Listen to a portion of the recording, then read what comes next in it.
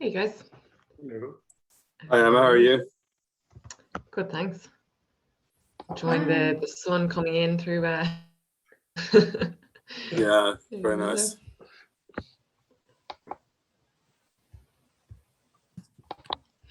Yeah, just a minute, everyone. Give everyone a few minutes.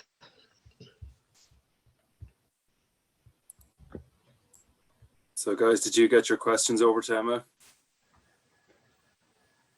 Yeah, Emily shared a couple of pages of questions there yesterday evening with me, John, which I shared with Shyama. So brilliant, that's great.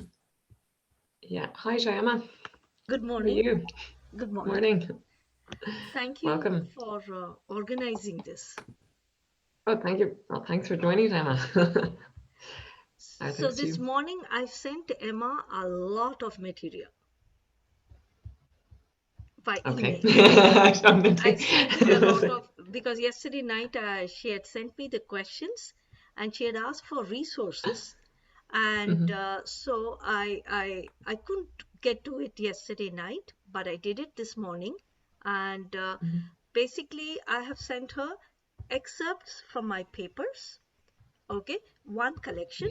Some of my papers, I don't want you to fall asleep, but then it does contain the background of the problem. And then I had also sent her some manuals that we have prepared.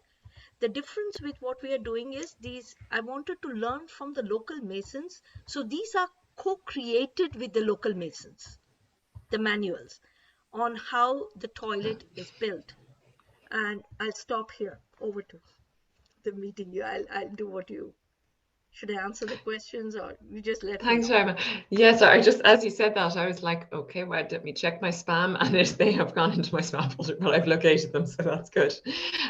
So all good there. I've received those. I think, yeah, I think firstly maybe, and I know I'm conscious with time, but would it make sense, Shyama, do you think, just for you to maybe just talk for a couple of minutes, just to maybe give a bit more detail about sort of just precisely kind of how the ecosan toilet works, and that would you know, kind of clarify a bit more and just to expand a bit more on those requests, and then we could maybe look at kind of answering the questions in sections, perhaps. Yes.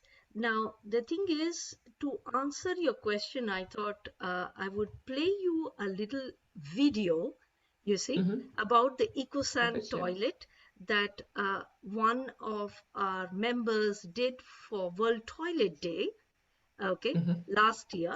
And so I'm just going to the YouTube. Just give me a minute. And and after that, because that's a quick way of getting to it. Okay. Now let me share the screen. Just a sec.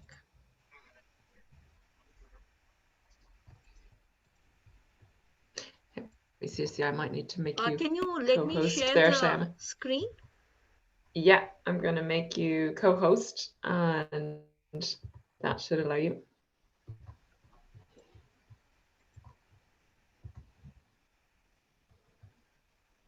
Yeah. Now.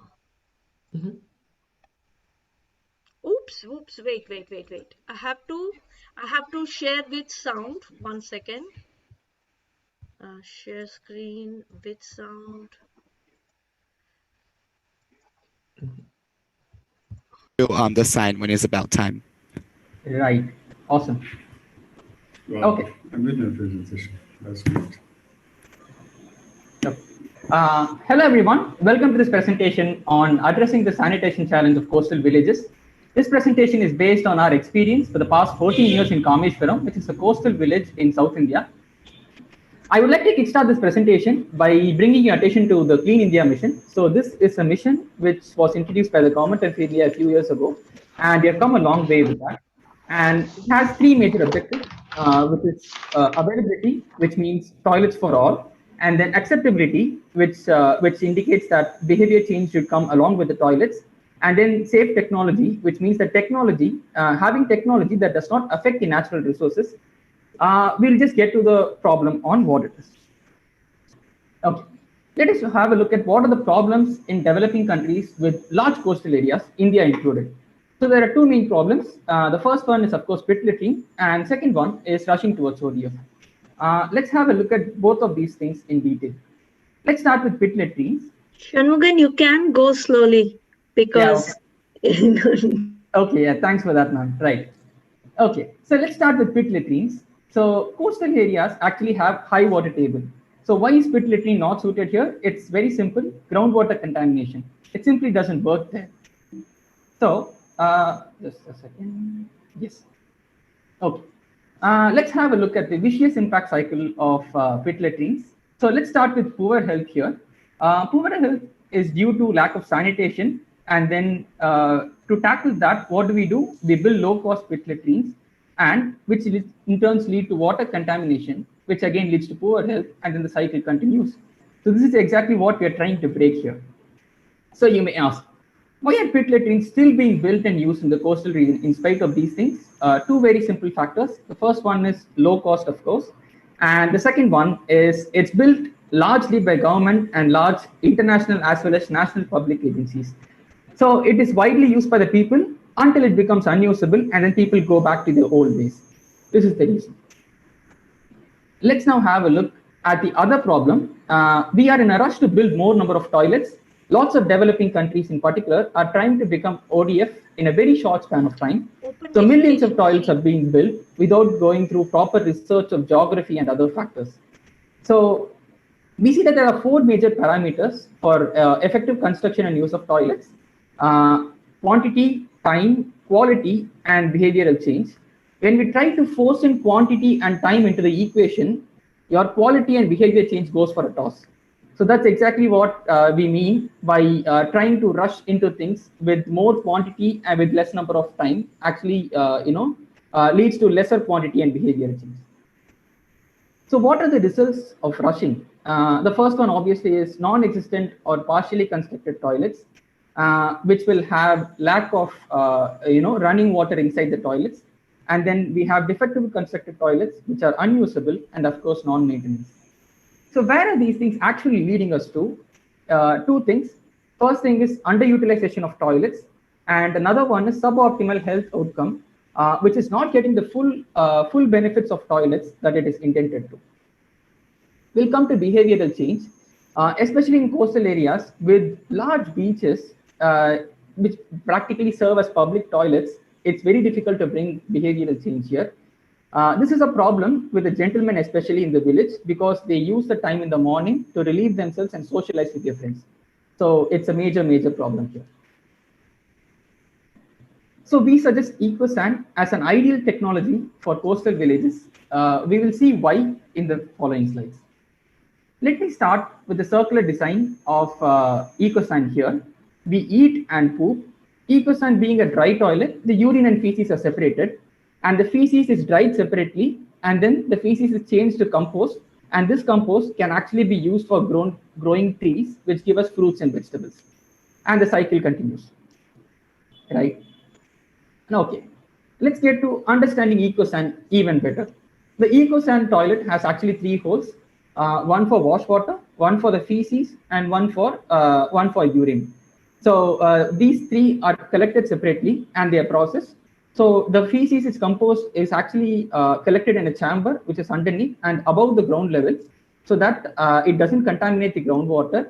And then all you have to do is throw in a handful of ash after you shit, and then it's done. It turns into compost itself in say 6 to 9 months. Let's understand the design of ecosan toilets a little bit more. The picture on your left is a side view of an ecosan. It has a vent pipe for obvious reason. It has a detachable door at the back. This is the passage via which you will get the compost after X number of months. And you can see two pipes over there. One pipe is for the urine, which is actually connected to an earthen pot, which actually collects this urine, dilutes it, and then lets it into the ground.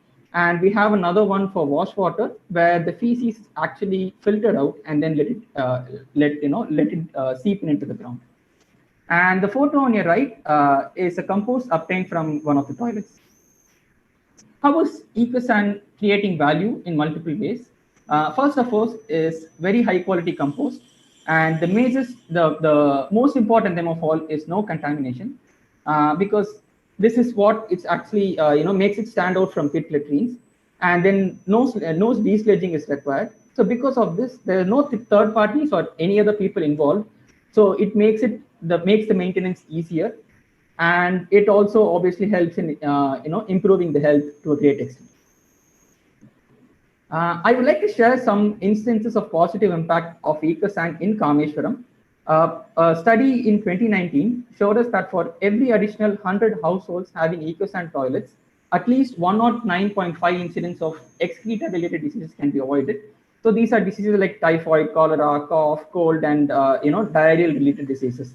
So this is what I mean by improved health. This is actually a very interesting story. Kameswaram has both fishermen as well as farmers, this village. The one on the right is Mr. Paramasivan, who's a fisherman. He is a very vocal advocate of ecosan toilets in the village. We can see his papaya trees on the left. They bear the biggest fruits in the village. He uses the compost from his toilet to grow this one. This actually makes the farmers a little bit jealous. So that's an interesting one. This is an impact which is close to my heart, which is women's health. The photo on the left is a family. The lady over there had urinary tract infections and she was unable to conceive.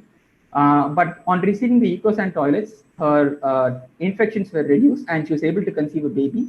The family was actually really happy with that, and they actually named the toilet as well as the child after a founder. It was a very touching story for us. And the photo on the right is of a girl who actually topped the high school examinations in the village, and she attributed that to having a toilet in the house when compared to her peers. All being said, what is the road ahead for us? We have come a very long way from where we were 14 years ago, but we are constantly exploring many things. We are able to make a lot of design improvements, but we are constantly looking for improvements. Even though we are able to build strong climate resilient toilets with which people even take shelter during cyclones and things like that, we are looking to cut down the cost to make it more sustainable. And the third one is we're trying to make it user friendly so that it can be enjoyed by elders, kids, and adults alike. On behalf of people of Kameswaram and Finn, I would like to thank you for attending this session. Hope you found this useful. Thank you. Did that help a little bit? Though he talks very fast.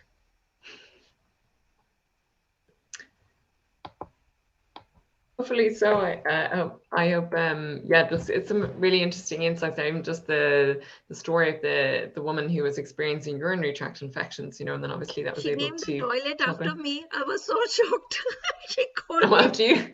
Yes, you see, and so people have roads and buildings named after them. I have the honor of having toilets named after them. Toilet named after them.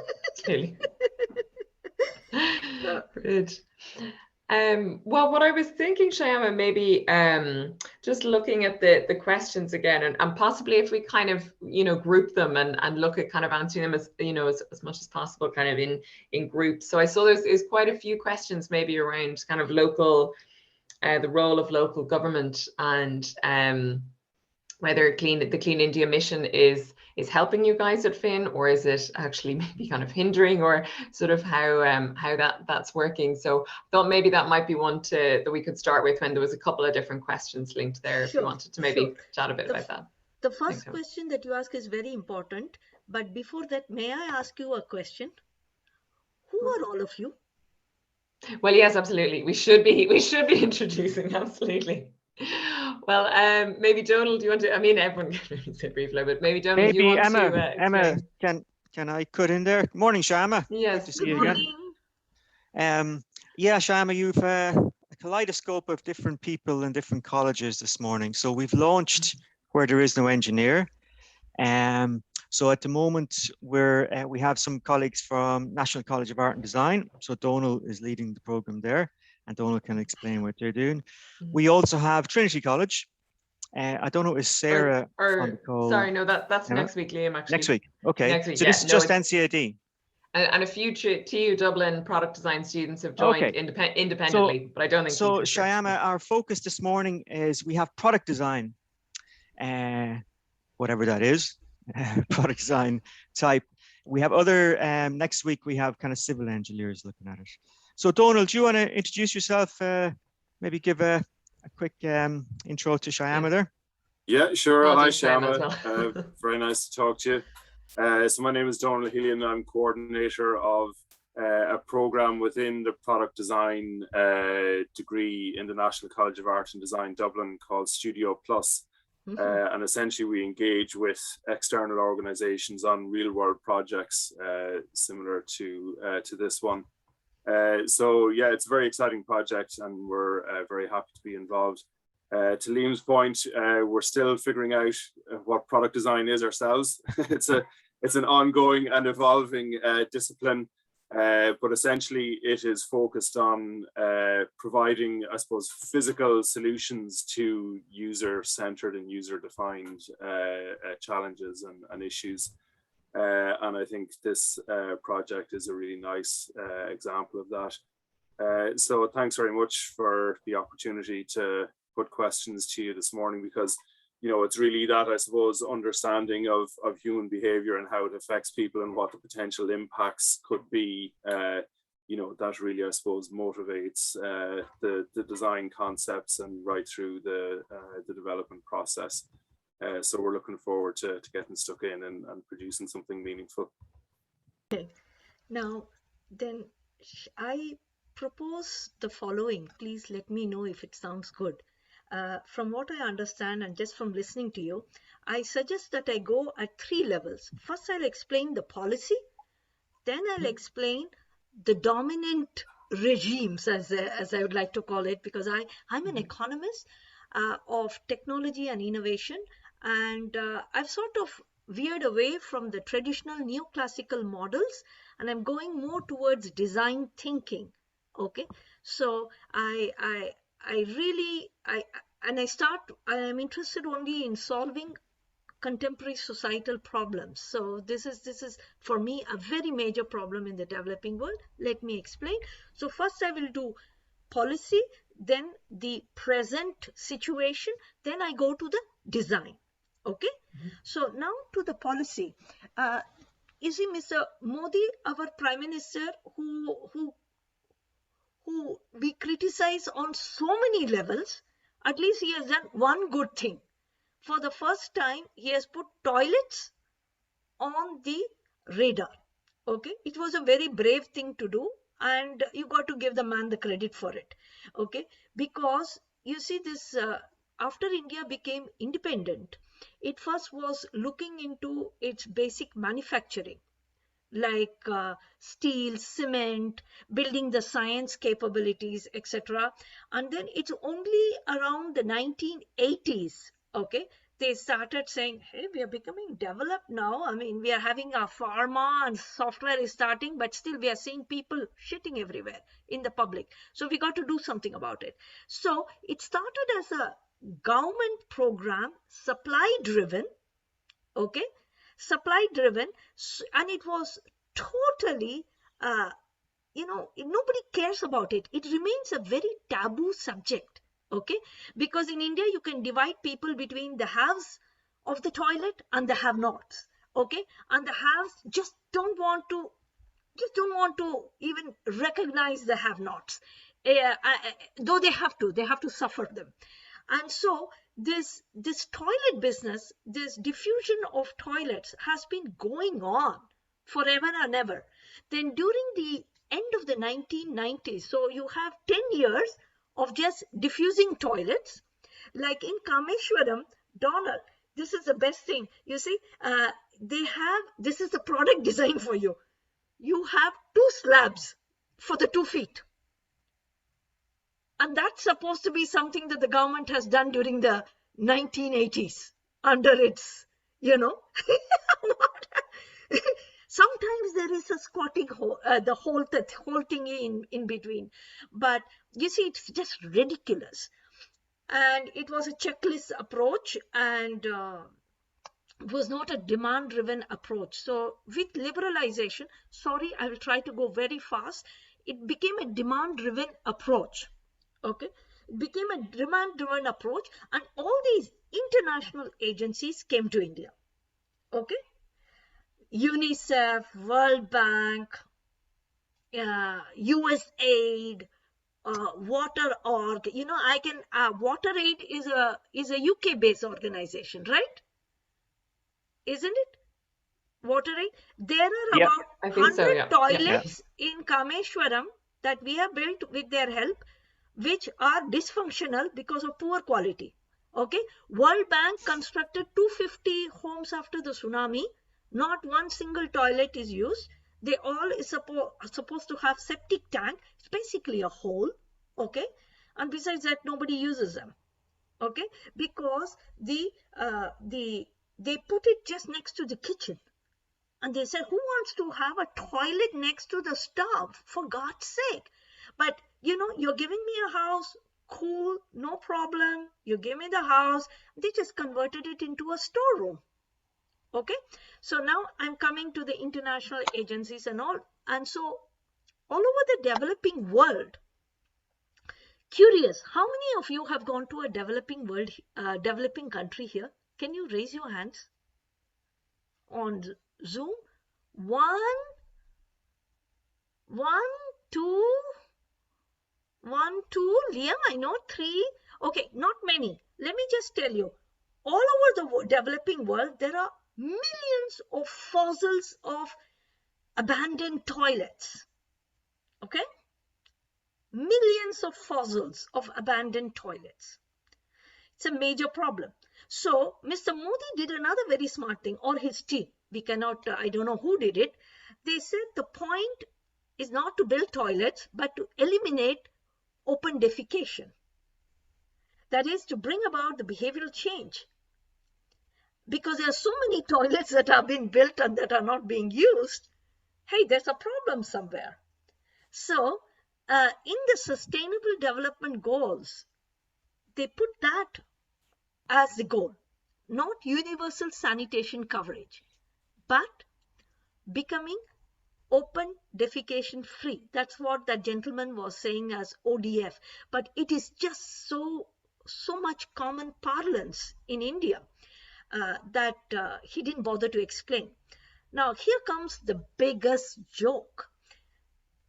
You know, Mr. Modi said in 2014 on Mahatma Gandhi's birthday, hey, this old man who founded our country wanted to see an open defecation free India.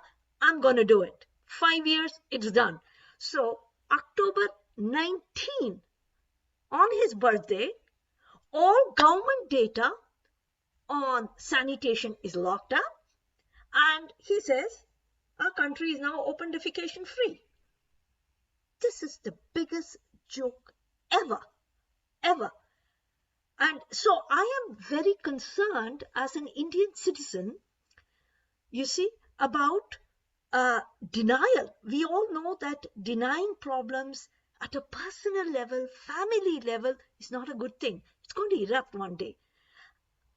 On a national level, it's crazy. Okay? So this is, so you can imagine, I just want to give you the flavor of the policy. Now there is no problem in India officially.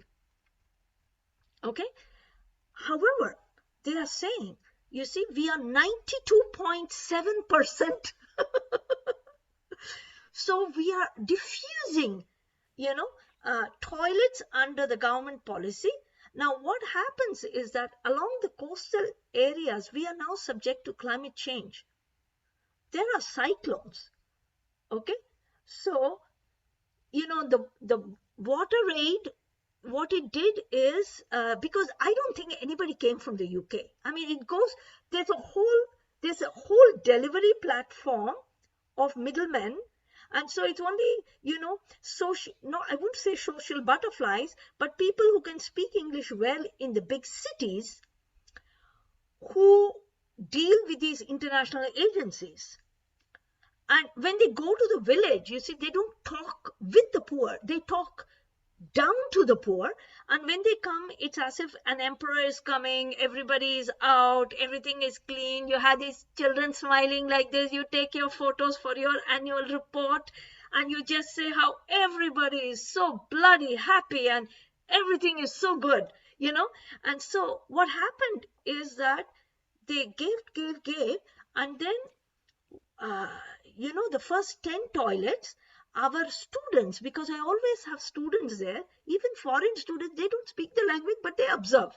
That is why I have sent Emma also a wonderful report written by my first French students who were there, okay, who don't speak a word. They don't know much of English either, but they certainly don't know the local language, but they're very intelligent. So the students told me they are not using the toilet. Nobody is using the toilet. So I went and asked, why are they not using the toilet? Everybody was feeling very shy. The toilets were just too small because the guy was corrupt and didn't build it properly. Okay, when they squatted down, their knees were butting against the wall. So I said, what's this? Okay, what's this? And so they said, poor things. After all, those white people are giving money and it is such a nice place to keep our goats. Professor, why are you wanting to create? We will just have it. Above we will create a shelf. We'll put our grains. We can close the window. All good. But I said, these are supposed to be toilets. I'm supposed to be working. So the one thing led to another. But at least they destroyed the first toilets and built new ones. Okay. But they're not climate resilient. So, oh, I'm so sorry. I have spoken about all things now. You know, policy, how it goes, how the people react, and the technology design. I'm sorry. Okay. But this is to give you a flavor, saying that now, you see, I'm the only, that was after the tsunami when water aid came. But, you know, the best is CARE and SOS children. CARE, they ask, okay, you want a fishing market? We will come. Where do you want it? And they didn't ask where you want it. You want a fish market? Okay, they built it somewhere where nobody goes. And then SOS children, you want, we come. No asking anything. They built a whole lot of things. Everything is rusted. I had to take a child to the hospital. I had to pay money to get the whole thing dismantled. Nobody plays all these things that the SOS children had put. They want to play cricket on the beach. Okay? And the girls want skipping ropes. But you see, nobody talked to them. So I'm talking about international agencies here. You know, I'm just a small scholar. You know, so what's the point of screaming? But I'm happy to get it off my chest in this lovely meeting. So I preferred, so I became an entrepreneur myself. You see, because first I was just raising money for paying all these local NGOs and the NGO vertical chain. When I saw the outcomes, I said, I went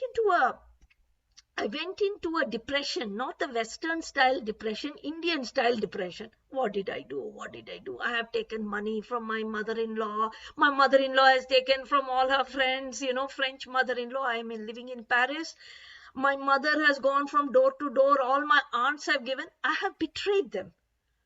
So as a good Indian, I did a pilgrimage to all the temples, you know, wondering, you know, I have to do something. And then I just said, I can't live with my guilt.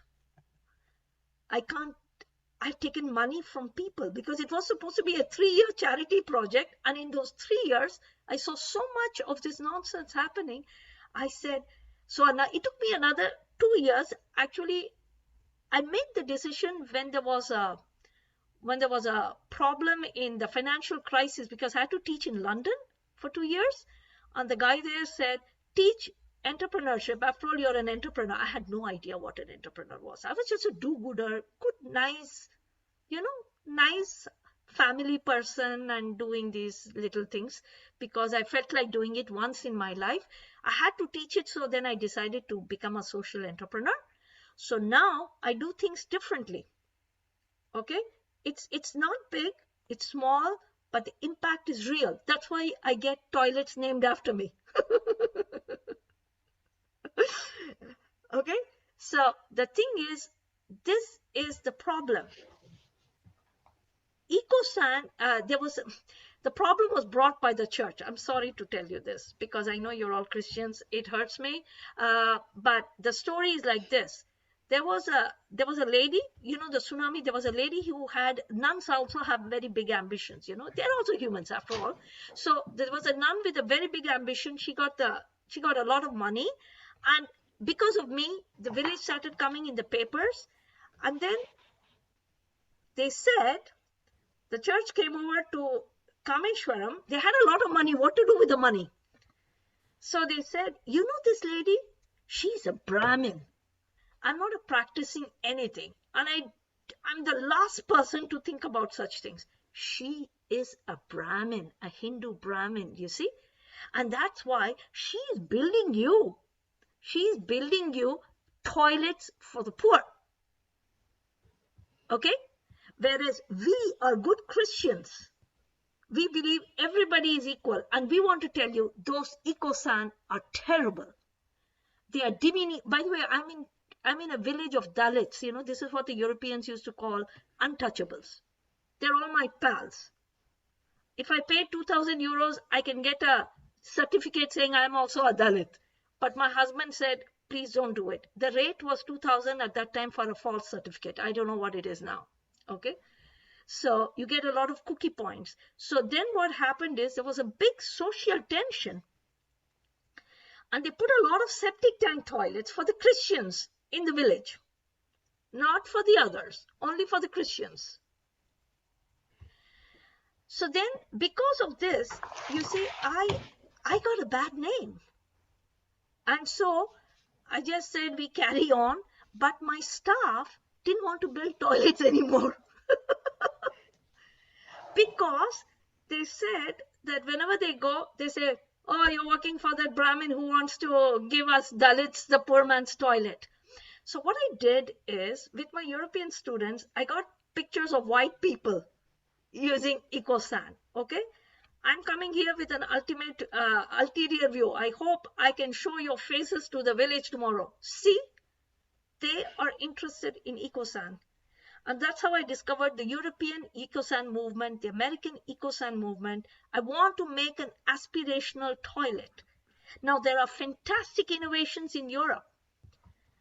Why aren't there innovations in India? Okay, now you saw in the thing, there's a company called Separate. It said, Professor, raise about 20,000 euros. You can import our model. Now, I wanted to try because they were there in the toilet thingy last year. I know all the companies which are making this kind of ecosan toilets. But the fact is that with the COVID and all, I never got around to raising the money. In the meantime, you see, somehow I met Liam, you know, because of my being lazy, not being able to do it. So I'm with you today. I need a low-cost solution.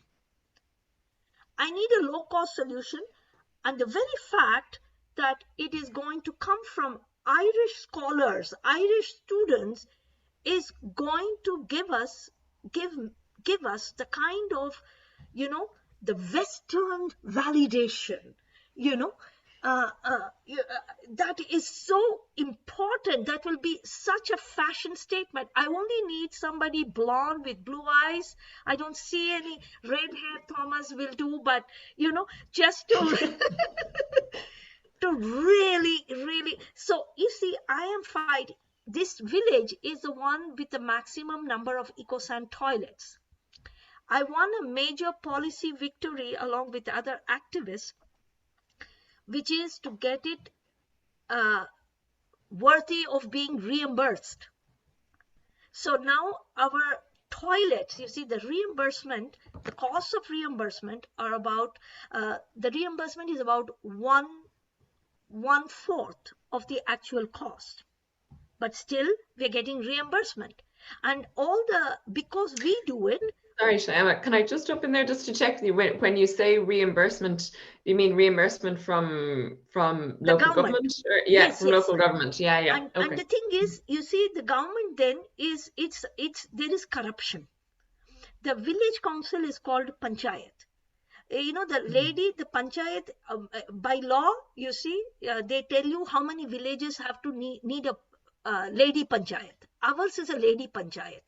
She will happily tell you she's a housewife. So official meetings, you see, it will be written that either her mother-in-law is sick, she's having her periods, because in India, periods, you can stay at home. A child is sick. So she never goes to the meetings. It's her husband who takes the decision. They are supposed to be volunteers. They don't get much money. So I am looking for money, research funds, you know, to do a good research on these lady panchayat heads, you know, to see how many of them even know anything about the village. This is ridiculous. Okay. So that is why I study India, because you cannot imagine a more interesting puzzle for a scholar. So many different systems coexisting, because there are good people in India. I want to tell that. There are good village councils. I have met them. But for me, Kameswaram is very interesting because it is a typical village with all the typical problems of corruption. So, but now the panchayat is wary of us. So anybody, I have got the list of people who have come for reimbursement. It is supposed to be a fair list, but we find many people are always missing. And another thing is that about 400 toilets in the village have broken down due to cyclones. They are no longer eligible for anything. So I'm trying to get CSR funds, you see, to repair those, because they are not eligible. And then, so this ecosan model, our village is the one which has the maximum capacity. And now what has happened is that to make it an aspirational model, I want a squat toilet and I want a detachable seat. Okay. So detachable seat, so that you can take it out and wash it. It's a 2-in-1 combo. You want, because what they say is, you see, they have to explain it to people. And so having a Western seat, you know, I'm going to do something called World Toilet Day. It's a quiz. You have to give me a time, because your students need to know the background of, you know, low-cost toilets in the developing world, because too many technological innovations have failed because of lack of fit to local culture and lack of use of local materials and lack of putting in sustainability criteria. So, you know, I'm in a fight, and all government officials tell me, Professor Ramani, so nice to see you again. You know, I need a critical mass of ecosan for them to become popular. And I need the government to admit that this is the way to go, because now in places where the government has put toilets along the coastal region, diarrhea has increased.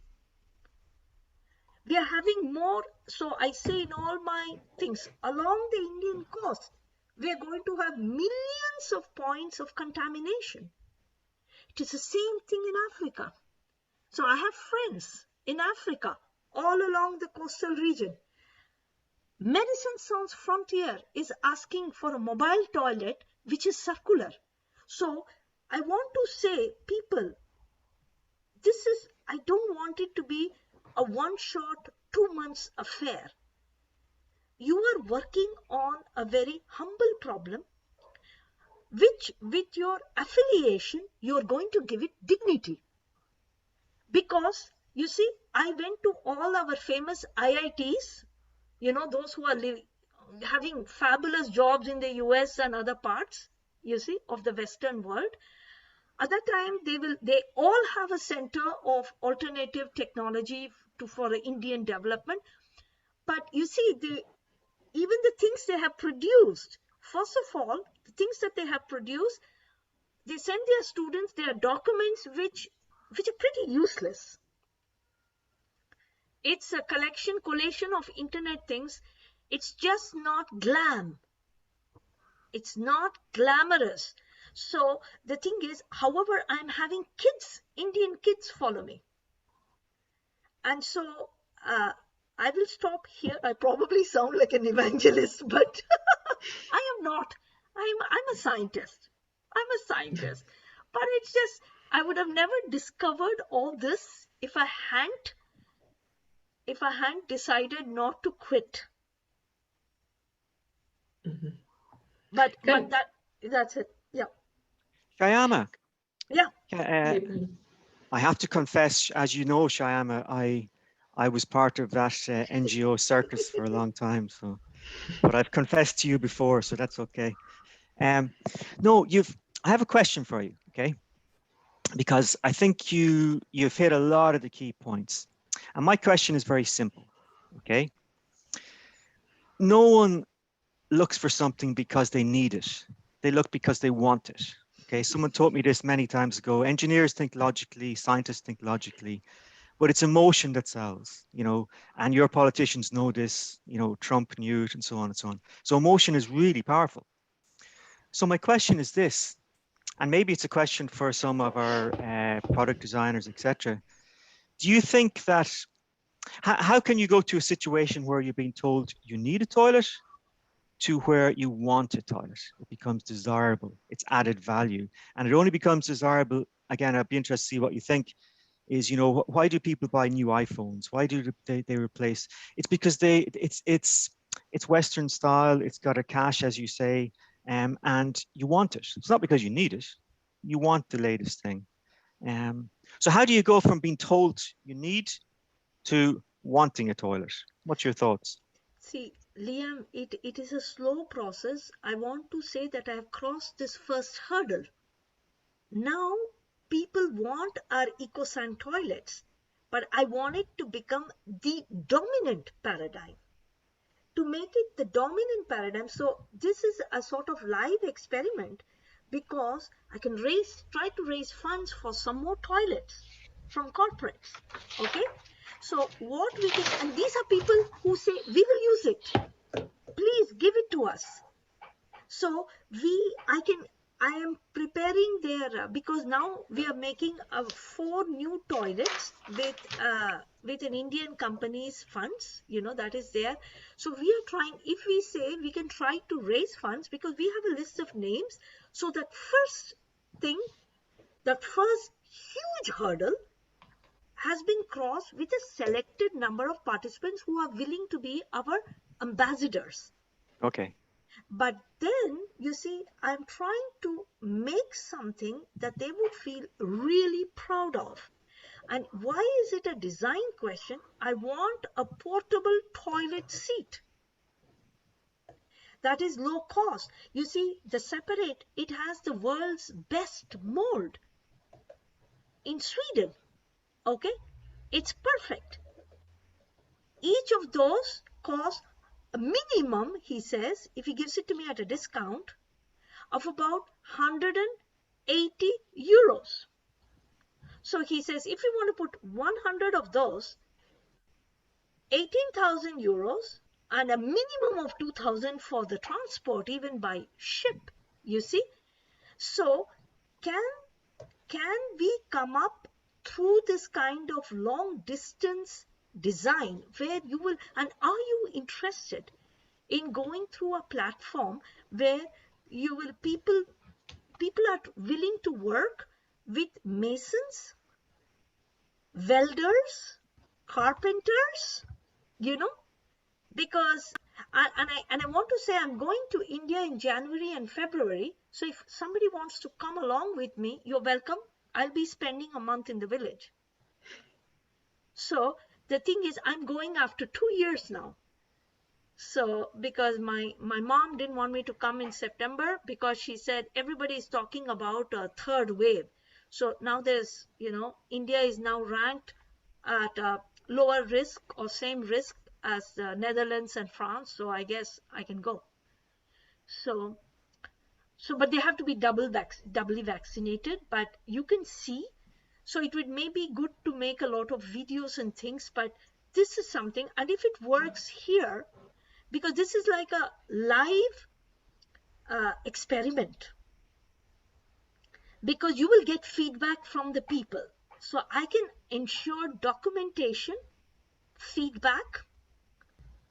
I can ensure some engineers, who speak both the languages, who can be volunteers.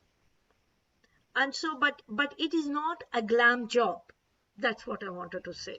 After all, it's a talk, but I think it has huge potential, because if we get this out, but then I do want separate to also function, but it can take the European market.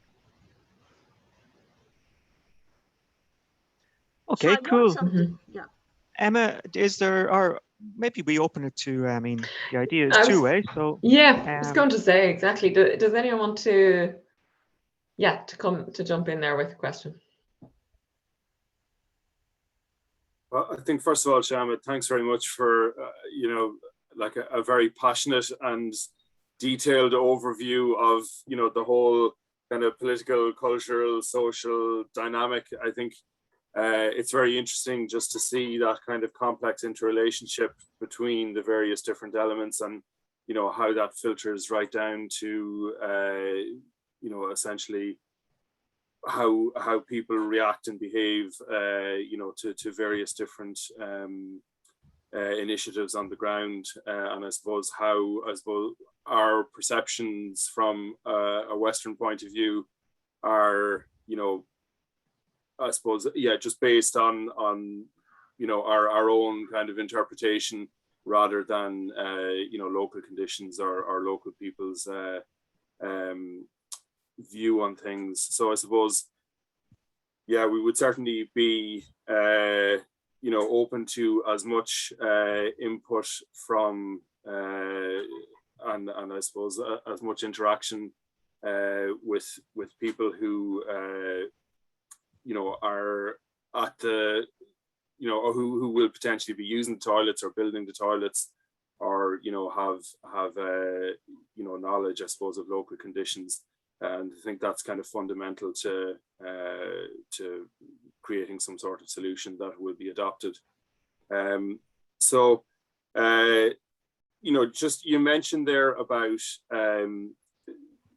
local materials and I suppose local availability of human resources.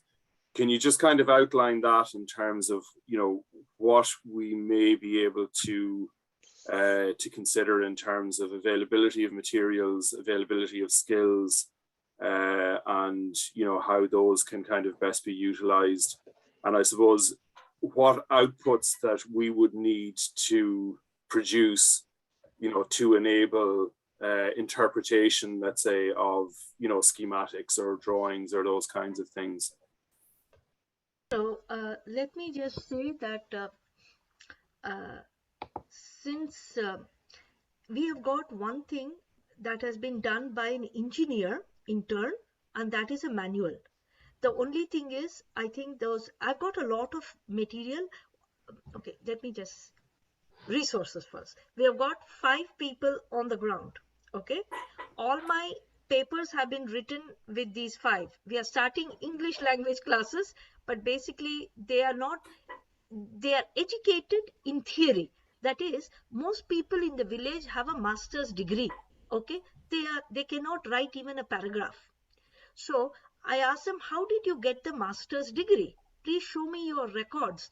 And then they showed me everybody had got 33%. So I said, that is the minimum for passing.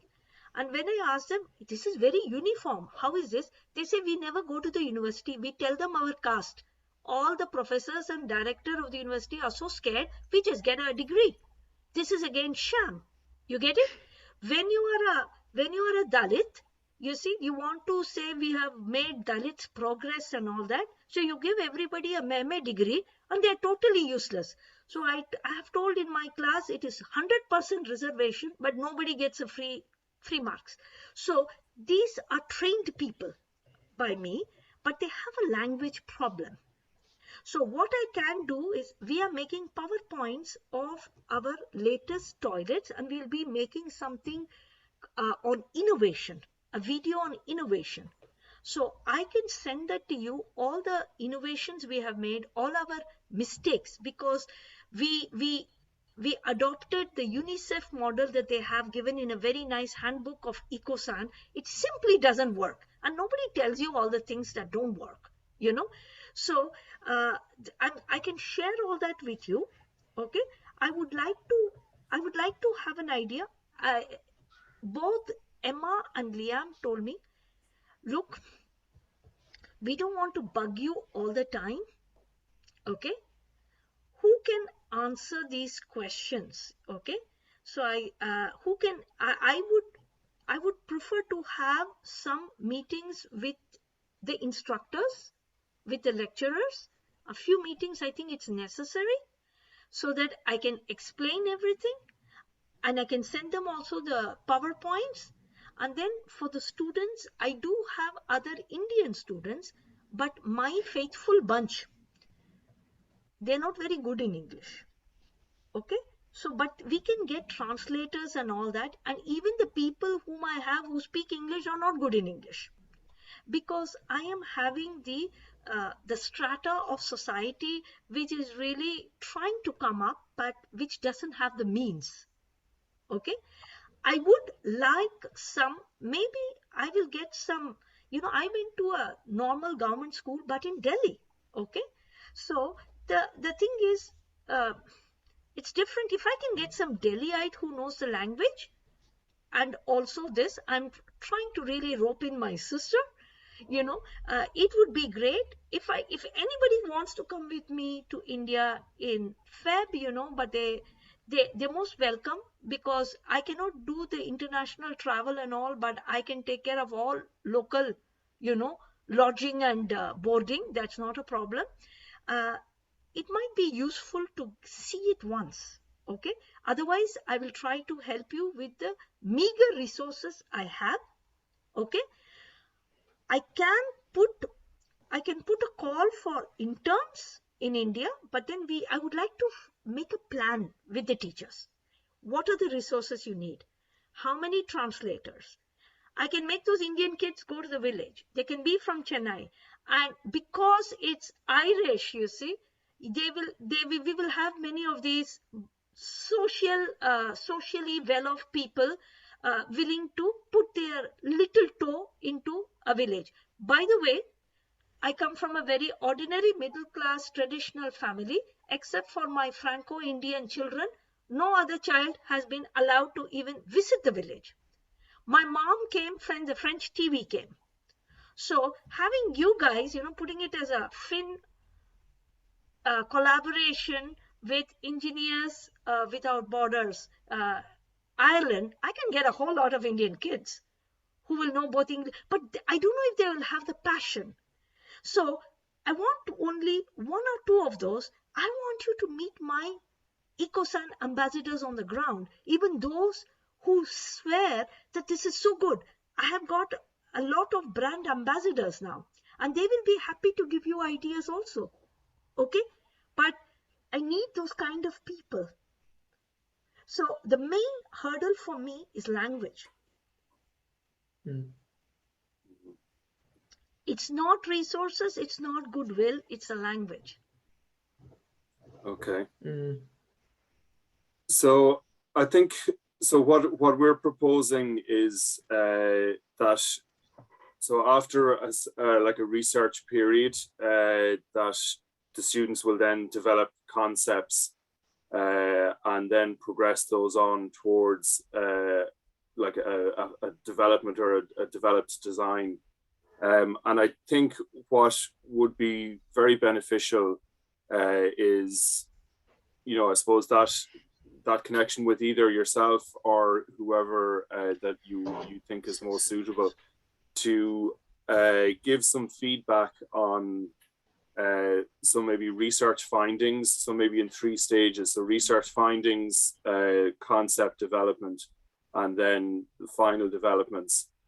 And then I think, you know, at that stage, we can see, I suppose, how suitable for progression the outcome is at that point, and potentially then look at whatever mechanism then that we can put in place to further progress or develop the ideas. How many students are going to be there? So there are 12 in NCAD. When is the start date? When is the end date? So we have already started the project last Monday, and I suppose the particular time frame for the project within our academic structure is 6 weeks. But obviously, we know there's potential to develop the outcome further than that. Okay, I get it. I would say one thing that I would like to propose, I would need some sort of a letter, so that I can just show it to our village panchayat, the village council, sure, that we are doing this, a formal letter. It's just a memorandum of understanding, as they say. There is nothing, so that I can put it in Tamil. See, because of this, because our village, this is happening, so that they give me some cookie points. And then what I can do is, I want to suggest two things. The best way to learn, I think it would be good for them to go beyond the design. So what I would like is to make them, I would like to have a session with them, the students. I have made a kit called the World Toilet Day Kit. Okay, it's a quiz, it's a fun thing. I would like them to conduct it on November. Is it beyond 6 weeks, November 19th? The class will be over? Only just beyond, I think. Well, yeah, because I would like them to tell about it to 10 people, 20 people. They have to hold an event. And so they have to give a report on the event, because I want to spread the knowledge. Yeah. So yeah, I think that's possible, yeah. Because then what I can do is, I can first do it on them, pass them the kit. Okay. We use a program called WooClap, in the university that I use, but they can do it without. It's a quiz where, the answers immediately show up on the the screen. That's great fun, because immediately you can ask without embarrassing people, why do you say this, why do you say that? And it is to create awareness that there are still over 2 billion people on this planet, who do not have access to a toilet. So, and there are again easily many millions who don't want to use a toilet. So we have got our reasons, from people why they don't want to use a toilet, why they prefer the great outdoors. So the thing is, these are all fun things. So that I think is essential. And I think then Emma, when does the other program start with the other? Because it will be good to have this built, into the other one. Yeah, absolutely. So they're all starting around this time, Shyama. So the TCD engineers that you'll be chatting with next week, they've started as well, and they're now in week 2.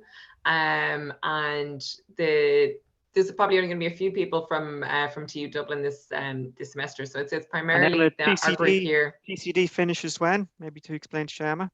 Yeah, absolutely. So TCD will be finishing up in mid-December. So longer than these guys. It'll be the duration of the full academic semester. Yeah. So it would be fun if any of them want to see if the university can pay. We can try out their design. Okay, so we can get the feedback till then. Okay, because then we can try out a prototype in January. February. Okay, because the proof is of the pudding is in the eating, right? So here it is a sitting, but using whatever. So, but it will be, because then you see, we can, is there any way to have the 2 groups interacting or exchanging notes? The design group and the... and the engineering group. I suppose maybe, Joel, we can chat about that to see what you think. Yeah. I mean, I think it Potentially. would be beneficial. Yeah, no, if you're I mean, open to it, for sure. it's just a question of we're just working out kind of times and dates and things. Yeah. Then Yeah, this we is can fun. facilitate something on that, and Emma, and also TU Yeah. Dublin product designers. I mean, And yeah. I will Yeah. take care of the, if they want to try out anything, I will, because that's why I need a MOU, because I need to put it to the other trustees, and I need to allocate some funds for this, okay? Because I will need to, there is a boy who is very, very passionate, okay? His name is Monish. He's just come. He's a very nice kid. Again, you will be meeting, they are not exactly the kind of people you will meet, you will see in Slumdog Millionaire, but they're pretty, they're not, I mean, this kid is, again, is a tough life, but very, very positive, very positive. So his English is not good. I'm going to put that kid on the project, okay? And then I need another kid who is better in English, so I'm going to look. So that's why I wanted to know. So till I get some intermediary, I'll take care of it. But all the villagers, they understand English, because when you put it on WhatsApp, they put it in Google Translate, okay? And then they will give me the answer and I will write it out. That's why I wanted a WhatsApp, because they don't know Slack. They don't look at their email, and they don't know email, but WhatsApp is everywhere. The smartphone is really a leapfrog technology. And by giving women the smartphone, like I've done to our women staff, I've taken, the patriarchy has taken a blow, because otherwise before I had to call everybody. I can't call everybody, so I used to call the guy and I used to ask him to tell, because he's a patriarch of the NGO. But now with the smartphone, by giving the ladies, I'm able to leave voice messages. That's why I use the term walkie-talkie, Emma. Okay? Yes. Yeah. Okay? Because, they will walkie-talkie me the answer to your question, and I will type it out.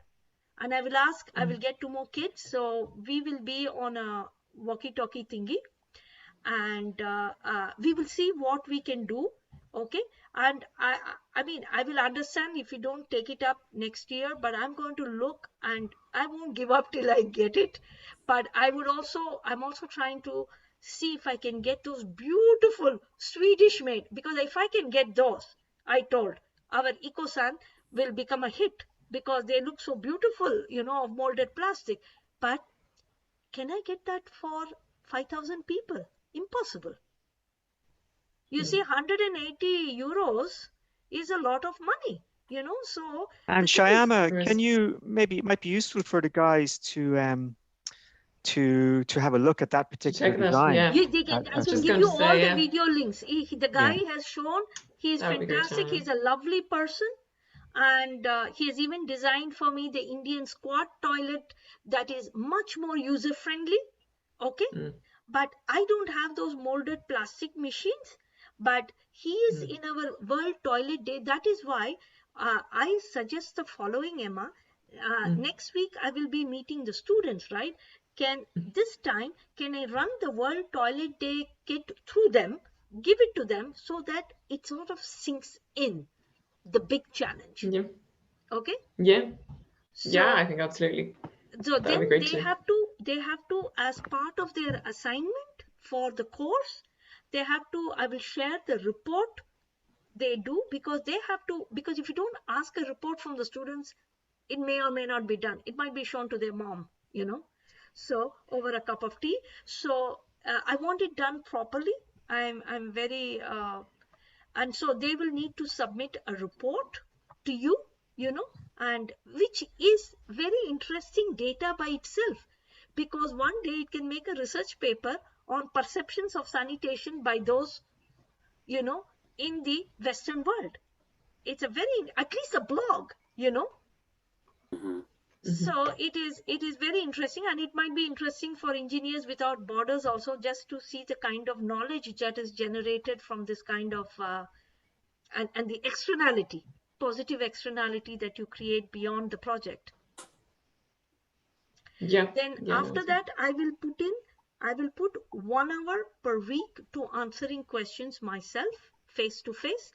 And every time I will go over the things, but it would be easier for me if I could get both the groups at the same time. Shyama, Yeah. Yeah. a question there. Just in terms of, like you were saying, you need to respect kind of local materials and local culture. I was doing a bit of research on the Dalit kind of community and how traditionally they would have been the people who would have been handling kind of both human and animal waste. The thing is, this is Tom. This is who? Yeah. Thomas. Yeah. So the thing is, there are in the village apparently 65 different kinds of Dalits. Okay. Yeah. So I said, you all look beautiful to me, and there is a pecking order in that also. So I tell them, please, you are all Indian citizens. I do not want to know your caste, your sub-caste, your pecking order in the caste. Okay. Yeah. But the thing is, this is another reason. You see, none of these Dalits have been engaged as manual scavengers. Okay. But yeah. I've got to tell you another story to show how India has to change its mindset. You see, in the schools, I've done a paper on the schools. The schools, the toilets are dirty. Okay. The toilets are very dirty. So I said, who is employed to clean these toilets? And they said, you know, he is a manual scavenging member of that Dalit class. There are none in our village. So we have to get from that village. So that was my question. So I went. So, sorry. That was kind of what I was leading to my question, just in terms of the upkeep and the actual sustainability of these like ecosan toilets. Are there specific groups of people who are like only willing to kind of look after the upkeep of these toilets? Absolutely not come into that. Because if we do that, you see, that is one of the reasons that the the so-called septic tank people and the pit latrines are doing this. They are saying that this will again reinforce the caste segregation. Okay. Yeah. And bring into so the thing is, I go every time. My first job during my second day after getting over the fatigue is to go and clean a couple of toilets. Okay. So, pick out the compost and do it, because I don't mind if I do it and I bring officials to do it, but every family has to handle their own compost. Is everybody willing to do that like that? My brand ambassadors, they are all farmers. Okay. Yeah. And they are willing to do that. And the fishermen, now fishermen are also willing, because I told you about the septic tanks, right? They had built communal septic tanks. Okay. Yeah. And which broke very soon. And it seems the that entire street was covered with floating shit. So the thing is, I had to write to the church to ask them to repair it. But the thing is, the church went there and they said the people don't want toilets anymore. They're so afraid.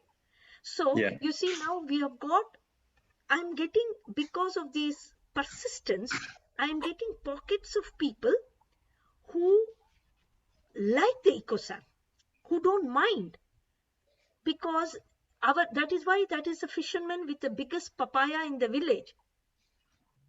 See, he was my best brand ambassador. They're saying, how is this joker who is never here? He's getting the best papayas. And he says, that's because I'm very productive, because they take the compost. So, sorry, I will really stick to answering the questions and not go into anecdotes. So that does that answer you, Tom? It answers quite a lot of the question, but also I'd like to know, is the predominant kind of direction of the ecosan toilets, are they kind of do people want them to be in their home, or do they want them to be a community facility? Do they want maybe an outside toilet that's not necessarily connected to someone's house, but is actually accessible for maybe 10 houses in the area, and then you'd have another one? Or do people want it kind of in their own homes and to have their own one per family? What's the prevailing kind of desire around that? So the thing is, so far, ecosan toilets have never worked in a community style. because Okay. you need a kind of Japanese culture where you really clean up and use it properly. Mhm. So there are, alcoholism is a major problem in the village. Even the school toilets, you see, they are regularly vandalized, and after drinking, just for the fun of it, the boys shit outside and in. It's terrible. Yeah. In public toilets in Delhi, the migrants from Bangladesh are handling it, and because of that, you see, they spread excrement on the walls also. So just because of that, the migrant can clean up. It's a terrible situation, Tom. So the thing is, there are many households, because in the village it is huge. Okay, the houses are spread out. It is a farming village. So why do I want a removable one?